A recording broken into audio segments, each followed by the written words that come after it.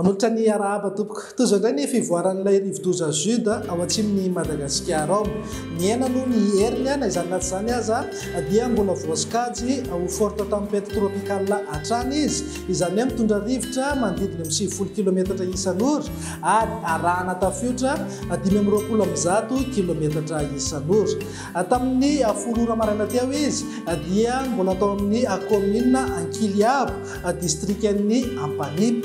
Mizotra miatsinanana somary atsimo atsinanana ity rivo-doza ity amin'ny hafainganam-pandeha 70 kilometatra isan'ora.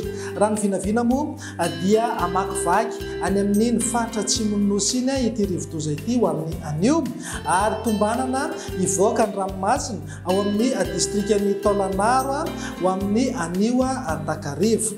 Raha ny sary azo amin'ny zanabolana ihany koa dia saika any an-dranomasina avokoa no tena mitoetra ny raombaratra miaraka amin'ity rivo-doza ity, na izany naty izany aza no ny fisian'izy io dia mamevana ny rotsakorana any amin'ny faritra atsimon'ny nosy. Araka izany dia tombanana mety mbola betsaka ny rotsakorana mety ohatran'ny 70 mm izay ao anatin'ny 420 ramonja any amin'ny districtn'ny Ampaniry sy ny faritra Androya ary Anosy. Ny filazana loza mahakasika ny rivo-doza kosa dia miova toy izao amin'izao maraina izao.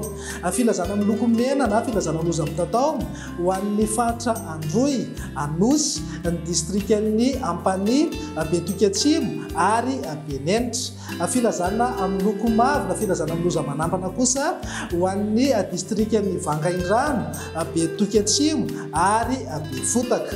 Filazana miloko manga na filazana fa tokony-mbola mailo hatrany ho an'ny districtn'ny Toliara voalohany sy faharoa ary ny districtn'ny Sakara. Ny mpiandrika manomboka eo Maintirano hatrany Taolagnaro, atorak'izay ihany koa ny eo Taolagnaro hatrany Manoro dia tsy tokony mbola evoaka endrika mihitsy aloha mandrapalasan'ny rivo-doza.